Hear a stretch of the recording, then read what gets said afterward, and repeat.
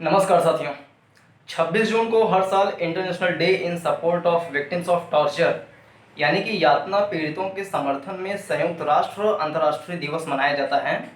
इसकी शुरुआत सबसे पहले संयुक्त राष्ट्र महासभा ने 22 दिसंबर 1997 को एक रेजोल्यूशन पास किया था संयुक्त राष्ट्र महासभा में, जिसमें यह निर्णय लिया गया कि हर साल संयुक्त राष्ट्र महासभा के द्वारा ये international day of victims of torture इसको मनाया जाएगा। इसको मनाने का मुख्य ध्येय यही है कि बहुत सारे व्यक्ति ऐसे हैं जो जानबूझकर या जाने अनजाने में किसी तरीके से किसी व्यक्ति को शारीरिक और मानसिक रूप से प्रताड़ना करते हैं, उनको परेशान करते हैं। तो इन सब बारे में कानूनी जागरूकता फैलाने के लिए कि यह नैतिक रूप से, मानवीय रूप से कितना गलत है, ये इस बात का प्रसार करने के लिए हर साल एक जागरूकता स्तर पे मुख्य रूप से इसका जो मुख्य उद्देश्य है वो जागरूकता फैलाना ही है। इसके लिए हर साल यह दिवस मनाया जाता है। संयुक्त राष्ट्र महासभा मनाती है। इसका संयुक्त राष्ट्र का अगर मुख्यालय देखें, हेडक्वार्टर, वो तो यूनाइटेड स्टेट्स ऑफ अमेरिका की न्यूयॉर्क प्रांत में है।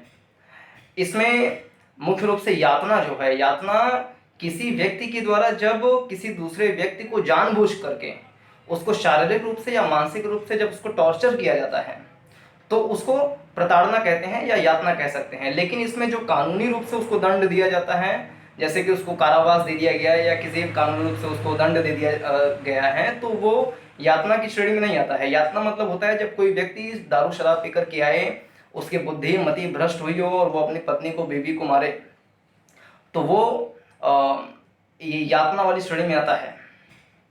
इसमें अगर कोई व्यक्ति किसी महिला के ऊपर या किसी बच्चे के ऊपर या किसी अन्य व्यक्ति के ऊपर कोई व्यक्ति अगर यातना करता है तो वो संविधान के अनुच्छेद 21 मतलब यही है कि प्रत्येक व्यक्ति को उसके जीवन का अधिकार है, उसको राइट टू लिव है, उसको जीने का अधिकार है। उसके जीने के अधिकार को किसी भी तरीके से कोई भी व्यक्ति हनन नहीं कर सकता है। उसको संविधान के अनुरूप कानूनी रूप से उसके जीवन को लिया जा सकता है, अन्यथा नहीं लिया जा सकता है। अगर कोई व्यक्ति ऐसा करता है तो उसको कानून के तहत दंडित किया जाएगा। और यातना बिल्कुल ही सामाजिक रूप से, नैतिक रूप से, मानवीय रूप से, संवैधानिक रूप से अस्वीकार्य है, अक्षम्य है। ये एक प्रकार का अपराध है। आए दिन समाचार पत्रों में ऐसा देखा जाता है कि कोई व्यक्ति फावड़ा के लेकर के अपनी बीवी के ऊपर मार दिया, उसका सर फट गया और वो मर गई। ऐसे बहुत सारे केसेस हैं। लेकिन जो दारू शराब है इसको बंद किया जाए कि ना बंद किया जाए, इसमें भी एक बहुत बड़ा मसला है, क्योंकि भारत सरकार का एक बहुत बड़ा आय जो है वो मदिरा यानी कि शराब के माध्यम से होती है। अभी लॉकडाउन के समय में भी जब मदिरालय खोल दिया गया तो बहुत सारे व्यक्ति लाइन लगा करके उसमें खड़े हो गए। लेकिन उस मदिरा के सेवन से कुछ सकारात्मक चीज़ें हो सकती हैं, लेकिन बहुत सारे केसेस ऐसे भी आते हैं कि उस मदिरा के प्रभाव के कारण वह दूसरे व्यक्ति को प्रताड़ना, यातना तक भी चले जाते हैं, जो कि गलत है। तो इस बारे में जागरूकता कैसे फैलाया जाए, इसके बारे में काम किया जाना चाहिए।